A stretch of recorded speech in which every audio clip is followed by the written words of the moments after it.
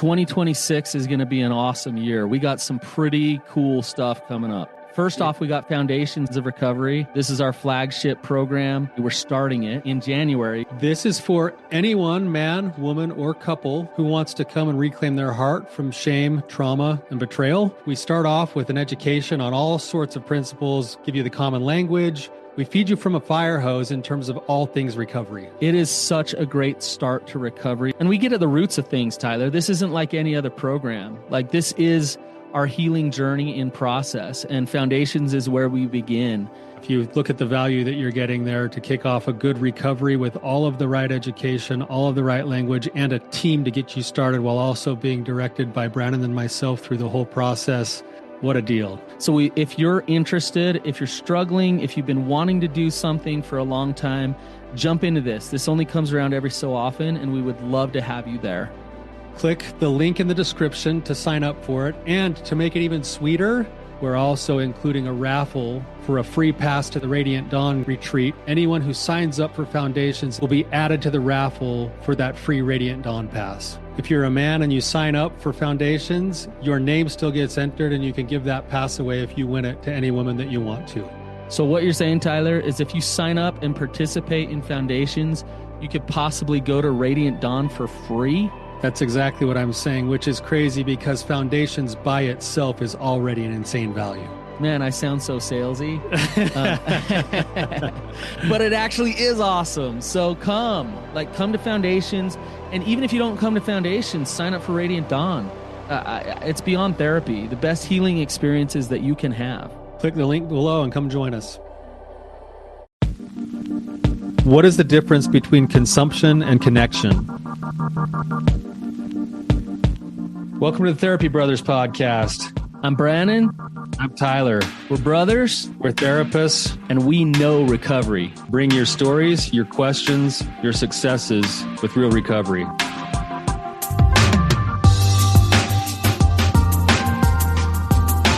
Hey, Tyler, you ready to have some hard conversations? Let's do it. Let the Therapy Brothers podcast begin. Brannon, how's it going, man? It's going well. How are you? Good. Are you officially a celebrity now? I wouldn't say that. I don't aspire to be. Well, I am a Family Feud champion 5 times over. I guess, yeah. From the way far past, you are a Family Feud champion. All right. Well, let's get into it today. We've got a guest on who is an expert in this field and can actually speak really well to the question that we have today. So our guest is Amanda Lauder. She is the founder of the Sex for Saints podcast and is a certified life coach and has a whole bunch of content on her podcast that will speak a lot to what we're going to get into today as well. So Amanda, thank you for being here. Glad to have you. Thank you so much for having me. Amanda, you got like 321 episodes. You've been doing this for a while. Yeah, I've been doing this for more than 6 years. So it's definitely my passion in life, and lots of good content there. You know a lot about sex. You know a lot about religion and sex and all of that stuff. So that's awesome. Yes. I've been podcasting for about 6 or 7 years too. So let's dive into it. Consumption versus connection. When we talk about like what's the difference? What is consumption of a human being? Yeah. So when I think about consumption-focused sex, I'm thinking it's really focused on physical pleasure, on personal gratification, where often the primary goal is to satisfy one's own sexual needs. It's typically more transactional, less emotional. Mm-hmm. In contrast to that, connection during sex prioritizes mutual pleasure, emotional intimacy, and this deeper bond between partners. It's about experiencing it together, fostering closeness, and just overall enhancing the relationship. We want the sexual relationship to be an enhancement of what's going on in the marriage outside of the bedroom, rather than like, this is how it should be, and this is the only place we get connection. It's a really good distinction here. We have an audience where a lot of our callers, have gone through some kind of infidelity, and there's been like a breach of trust, and then trying to figure out how to navigate, especially this concept of consumption versus connection, gets really kind of messy with that. The typical thing might be that, we're working with a partnership, and one of the partners says, sex and physical touch is my primary form of like the love languages idea, right? Yeah. Right? And then the other partner's going, well, I don't really want to engage in that unless I feel safe and secure and connected. And then that's where the standoff starts to happen inside of that relationship. Right. And I mean, you chuckled at that. Like, what's your initial first thought or impression about how to navigate that dynamic? Yeah. Well, I think calling out the lie that sex is not a love language. I mean, if we're looking typically at the 5 love languages, physical touch, but that means you're also going to be satisfied with hugging, kissing, cuddling, just other touch outside of sex. That's going to help you feel loved and satisfied. If you are seeking love only through sex, then I'm guessing you're actually seeking more validation rather than love.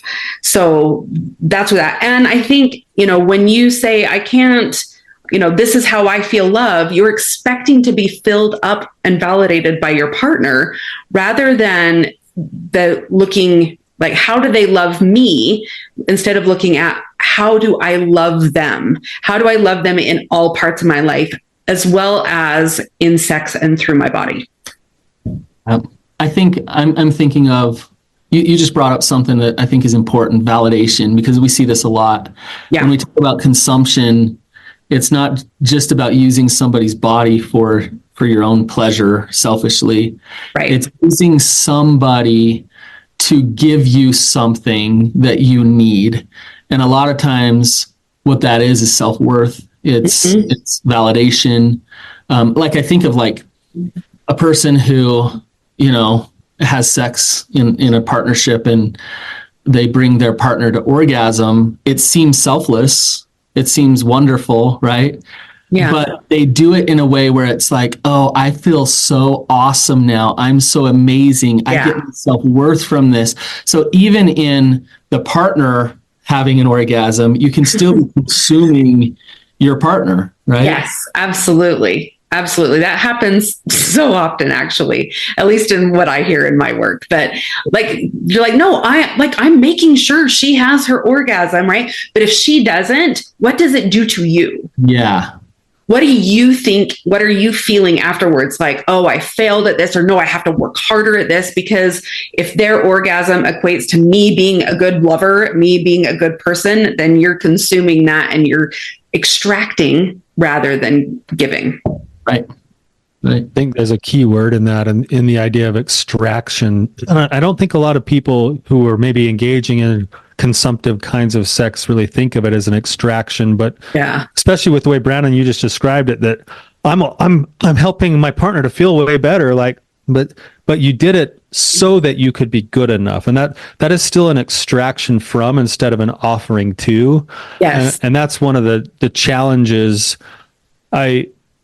I listened to Susan Johnson, who just recently passed away. Who's like a pioneer in our field, but passed away. Wow. Yeah, just a couple of weeks ago. But she kind of outlined a couple of different kinds of sex that she called. One of them was called soulless sex, which is kind of that one where it's like, I'm engaging in sex in order to fill a void that's there for me to be good enough, for me to feel like I'm appreciated or I'm capable. And then the other kind of sex that she just described was called sealed off sex. And this was I'm in my own body, having my own experience, going towards whatever end that's going to be, but I'm missing that connection and that dance between the two. And it seems that both of those kinds of sex that she described would fall sort of at different ends of the same end of consumption-based sex rather than connection-based sex. Right. And a lot of times, especially from the women's perspective, they don't quite understand why they don't want sex, like, yeah, I have an orgasm. Yeah, but I'm just not desiring it, because what they're not understanding is they're feeling that extraction. Like they feel like they're constantly having to validate their partner, and they're being consumed rather than like really being open-hearted. There's that emotional connection inside and outside the bedroom, right? They feel that. A lot of women will say, like, I'm so touched out, the last thing I want is for him to touch me. But when and I get that when we have lots of little kids that are, climbing on us all day, they're extracting from us. Yeah. And then if you move that into the bedroom and you have a spouse who is also extracting, rather than truly giving and replenishing and nourishing them and the relationship, like, who wants that? Yeah. I want to back up a little bit and just kind of hear your thoughts on this. So like these ideas of pleasure and gratification, like we don't want to demonize those things. Pleasure and gratification are fine. They're actually good things, right? Yes, good things. The problem with them is what then? How can they be problematic? When you don't have the connection there, when it's strictly about pleasure, then it becomes about consumption, right? Yeah. It's like, what can I get out of this situation, rather than how can I love you? And pleasure is going to be part of that for both of us. So if you're experiencing pleasure, it doesn't mean you're in a consumptive state. No. If you're doing it in a selfish way where it's just about getting pleasure, it means you're in a consumptive state. Right? Or just about giving pleasure to validate you. Or that too. Right? Yes. Yeah. So pleasure isn't bad. I just wanted to make sure we throw that out there. Part of sexual connection and part of sex is pleasure, and that's part of connection. Yes. I think a lot of it has to do with presence. It's about being with the person where they're at in that moment. For sure. If you're disconnected, you're disconnected from the present moment of what's actually going on. So like take the wife who's had kids crawling on her all day long. Yeah. The husband is like trying to grab her in all kinds of places. Like he is not present with where she's at on an energetic level, where she's at with her body. He's not present with her. So he's disconnected and he's just trying to consume her. Yes, I totally agree with that. And again, pleasure is a really good thing. Emily Nagoski's new book, Come Together, pleasure is the measure. We want sex that's pleasurable, right? But if it doesn't feel pleasurable just because like physically it feels pleasurable, but it doesn't feel pleasurable emotionally, it doesn't feel pleasurable like with connectedness, then we're not going to want that kind of sex. Right.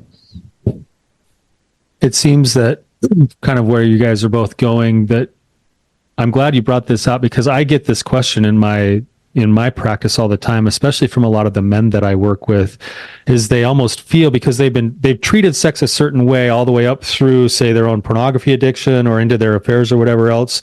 And now they have this snapback reaction, which is that, well, then I shouldn't be attracted to my wife anymore, and I shouldn't be turned on by her anymore. And the fact that I'm turned on and that I want that, and that I even like want like fantasize about her and all that stuff makes me bad.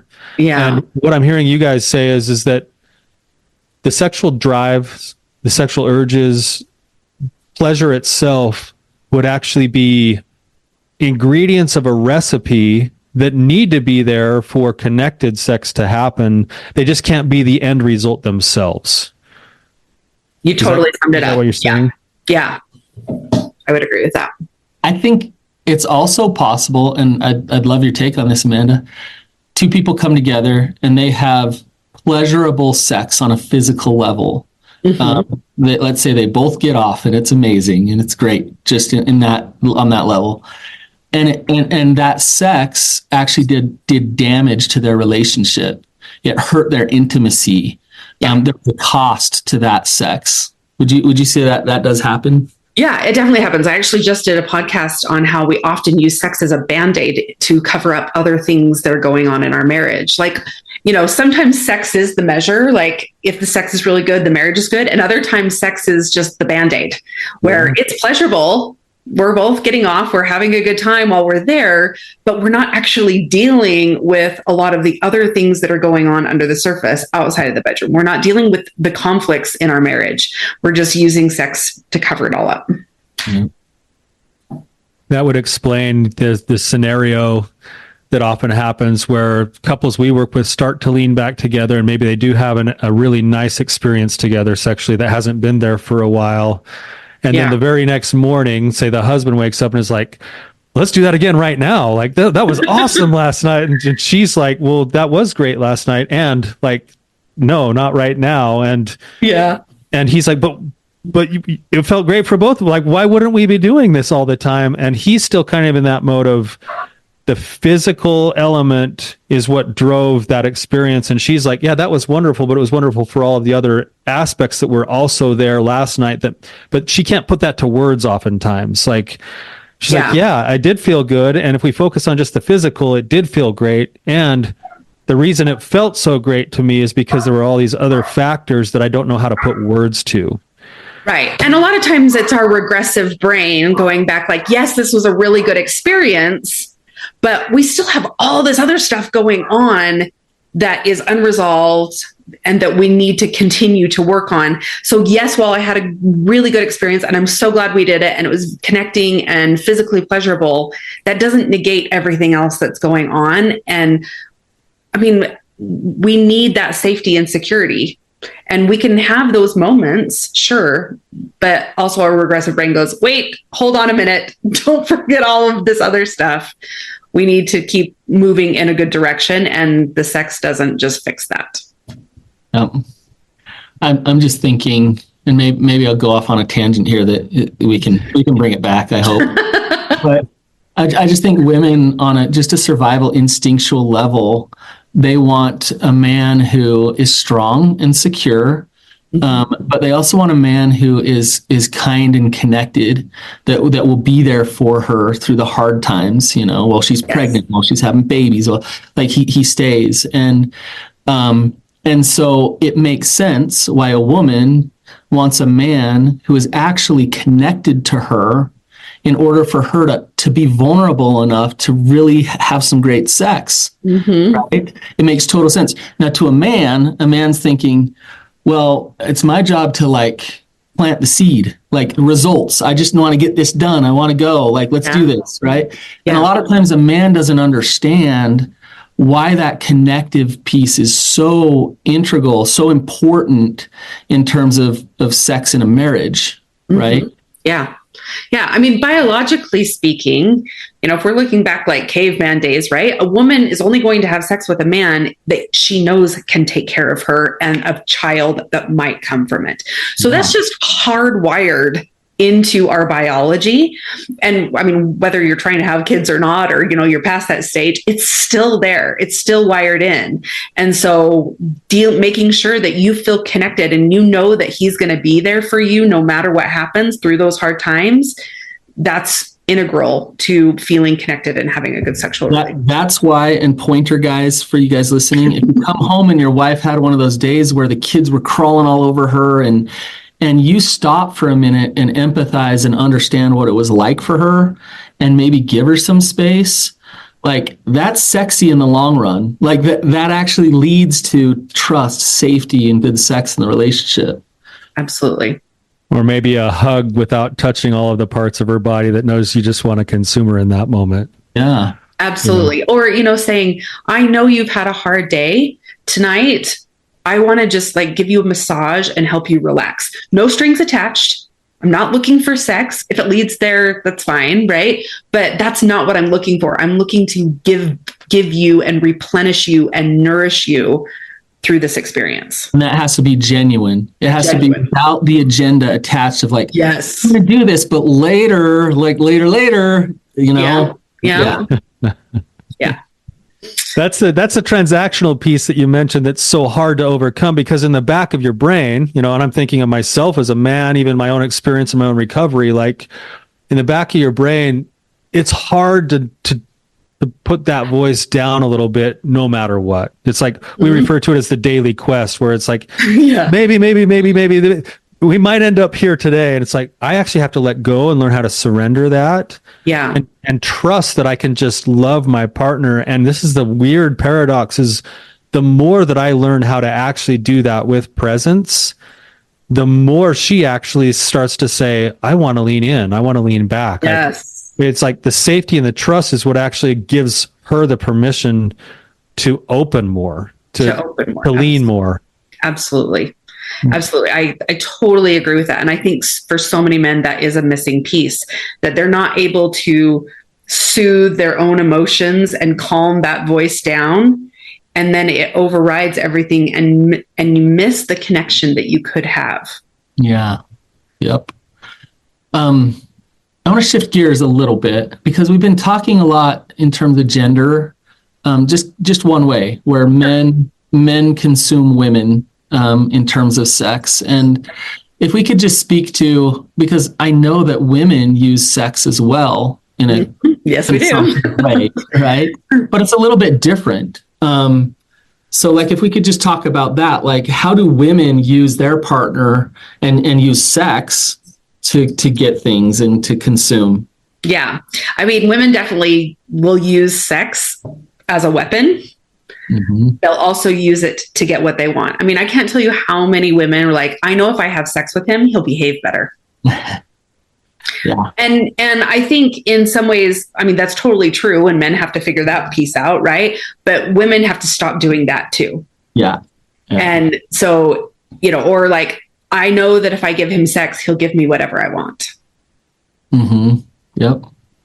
Right. And that's missing for both. It's missing that connection. It becomes transactional, and it doesn't work to create a really, truly beautiful, intimate connection and sexual relationship. You know what we see a lot, Amanda, is where a woman's been betrayed or hurt in some way, and so she starts having sex more in the relationship. Yeah. She's using sex to feel wanted, to feel like, look, you still want me, right? It's like, and also like control, like, well, if I have sex with him, then he's not going to go act out with someone else or this or that. So using sex in those ways in order to feel okay. It's the validation piece again. Validation. Yeah. Right. And the control, for sure. It's also a way that women like mark their territory. Mm-hmm. No, he's mine, so I'm going to do this, and he's not going to go anywhere else. Yeah. Well, it seems when that happens too, it's its own kind of a trap, because I'll have a couple who has that the betrayal has happened, they're trying to repair it, and then she will kind of like overdo it on like, let's do everything you've ever wanted sexually, and then he's coming in and he's like, dang, like things have gotten way better, like it's amazing, and she's coming in and she's depleted and she's like, I can't keep up, I don't know what else to do, like this doesn't feel right, but I feel like I have to do it, and there's such a disconnect because he's still so stuck in his own consumptive place, but now she's also doing it to trying to create safety and security, but in all the wrong ways, right? And then it burns her out, and then eventually there's almost like another falling out in the relationship when she's like, I can't do it anymore, No.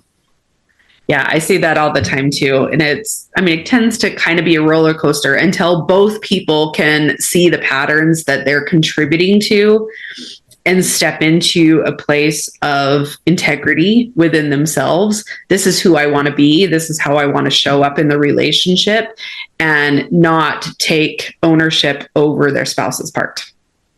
You just nailed it right there. And this is what we see all the time. Couples are in ruts, and they just are doing like they got married and they start getting in these patterns, and next thing you know, sex is not a good thing for the marriage. It's a bad thing, but they keep staying in these same patterns again. And what you just said, Amanda, is to stop and get conscious yourself, to take accountability for your part, to understand how you've used your partner, to let go of that and to stop doing that. But you're noticing it. It's not about your partner coming to you and saying, stop using me. Right. It's about you going to yourself and saying, stop using them. Mm-hmm. I want to love them. I want to be connected to them. So yeah, that's pretty important what you just said. Get conscious, get accountable, become aware of what's going on. Absolutely. And I'll just, put in a plug for all of us. Sometimes you need some outside help to help you see that part of it. Right. Yeah. And because so many times we don't want to be introspective. We don't want to look at ourselves and see how we've contributed the dynamic. And we're stuck in blaming our partner for everything. And not to say that your partner's blameless, right? Like they definitely have their part too. It always takes two. But sometimes you need that outside perspective that can point out how you are both contributing to the dynamic that you have created and how to get out of it. So I kind of have a question here for you guys to kind of think through. I was talking to a guy just the other day, and he's really wrestling with this. I mean, he just got done reading with his wife, Come As You Are, and he's trying to figure out brakes and accelerators. And then we were talking about the day that they had just had, and he was like, I'm still hoping that we have sex all day long, but I'm trying not to make that be an expectation. And then he's like, but if I show up and if I'm a good man and I do get home and I help out with whatever's going on around the house and I feel the energy in the room, and then I show up and I get the kids all put to bed early, and then I rub her feet for a minute, and then we have sex, is that not still transactional?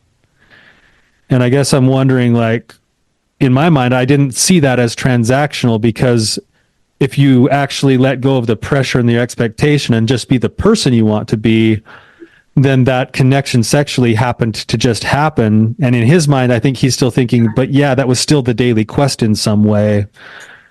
How do you move from a place of, if you're used to it being a transactional thing on either end of the spectrum, how do you actually start to move towards connection then? Yeah. I mean, I think it's looking at your motivations, right? Are you helping, with the house and putting the kids to bed and rubbing your wife's feet because you want sex? Or are you doing that because you're a partner in this marriage? You're a parent. You want to be a good husband because that's genuinely who you want to be. Like, sex is going to flow from that naturally when you are showing up within integrity of yourself and being a good partner and husband. That's going along with what Amanda's saying. It's the energy behind it. So, if he's rubbing her feet and all these things, and let's say he initiates, like he goes for it and she rejects him. You'll see on the back end where the energy was. If he's resentful and pouty and I did all these things for you. Yes. All along that was consumptive stuff. It was transactional. But if he's going to rub her feet or do the dishes on a day when she's not even around or available for sex, but that's the kind of guy he is, he's not that type of guy. So, like Amanda, you just said, it leads to sex. Like this type of stuff leads to sex. That's okay. But it's the energy behind it that really matters. Yeah. Totally agree with that. And I think you're absolutely right, Brannon. Like, on the other end, like, if she does reject him, then what happens is really revealing about what those motivations were. Mm-hmm. Right. But if he's like, that's okay, and he works on, like, it's okay for him to be disappointed. Right. Disappointment is a normal emotion, but do you take that disappointment out on your wife? Right. Right. And a lot of times these wives are like, well, I can't handle him being disappointed, so I'm going to say yes to something that I don't actually want to say yes to. And then he got the sex, but it wasn't connecting. And yeah, she had it. And then she resents him afterwards. There's this really magical place for couples to get to where I can be comfortable with my partner being uncomfortable. Yes. So if you get to that place, then like, it's okay for him to be disappointed. It's also okay for him to be honest of like, hey, I want to rub your feet and I hope it leads to sex. Yeah. And for her to be able to say, well, I'd love a foot rub and it may or may not. I don't know. We'll see. Right. Exactly. And let's say it doesn't. He's disappointed. She can sit in, I'm okay with him being disappointed. That's actually a really healthy relationship. That's a good thing. Yes, it is. And honesty is intimate, right? You're building that intimacy in your relationship when you can be honest with each other and be able to sit with your own uncomfortable emotions and your partner's uncomfortable emotions.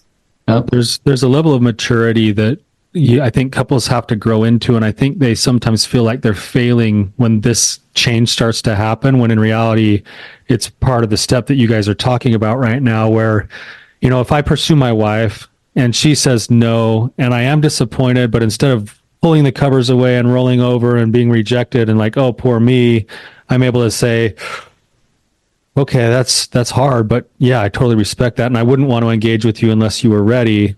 If she sees my disappointment and goes, proof you're not in recovery, proof you don't want to get better, like she's missing the boat, that my disappointment was going to be there no matter what, but I can manage my disappointment, and she can learn to trust me to manage it without mistreating her, at the same time that she can offer grace for that process to happen. And that's hard for her too, because absolutely, she's got that pressure, like, oh no, I've disappointed him, something's wrong with me, like this is, and if both couples can at least agree that this is the practice we're in right now, it's okay, like it's okay, that actually does really build, I love what you said, honesty is intimacy.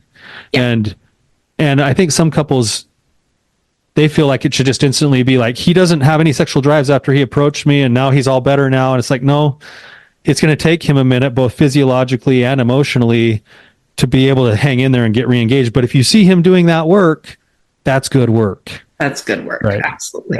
Yeah.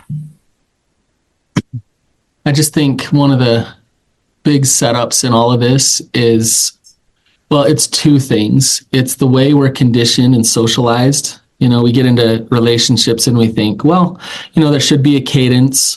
You know, guys should get it every so often, blah, blah, blah, that kind of stuff. And expectations get set, which then lead to, you know, not being connected during sex. It's like, okay, I'm falling into this system. Pressure. That's now pressurized, and I'm in this system, and this is how we do it. This is what we do. And you're missing the point of a relationship. Everybody's unique. Everyone's sexuality is unique, where you take a step back out of those systems and say, I want to know you. You want to know me. Let's merge together in this beautiful way that is independent of all these shoulds all around us. Yeah. Right. So it's complicated. Marriage is complicated. Sex is complicated. And it just is. That's why we have jobs, right? Exactly. So, well, Jody. Not Jody. Why did I call you Jody? Not Jody on my mind. I was talking about Jody earlier. Amanda, where can people find you? Like, where do they find your stuff, your podcast, everything? Yeah, so the podcast is called Sex for Saints. It's on all the podcast platforms. My website is amandalauder.com. That's where you can go there and find my podcast if you need to, or other interviews I've done like this one, resources, my coaching programs. And then I'm pretty active on Instagram, and my handle is Christian Sex Coach. You're killing it, Amanda. You're helping a lot of people and doing a lot of good. It's awesome. Thank you. Thank you. It really is my passion in life. It's what I enjoy. I always say my life revolves around sex, salmon, and softball. My husband's a huge salmon fisherman. We have we own a fishing tackle company. So oh my gosh. On the weekends, we're fishing just about every weekend, unless we're at softball, because our middle daughter plays college softball. So between those two things, those three things, the three S's, that's my life. Sounds like a great life. That's a great life. That's a great life. It is. We'll probably have to have her husband on the show sometime too. I'm going to Alaska next week, so I'd love to. Are you? Good. Love it. So yeah, no, thank you so much, Amanda, for your willingness to come on and share your expertise and your experience today. For those of you listening, or for our listeners, if you're hearing this and you want more, go check her out with those things. If this resonated with you and you know it'll help somebody else, please share this with somebody else who could benefit from it. And until next time, you guys, keep on keeping on. See ya.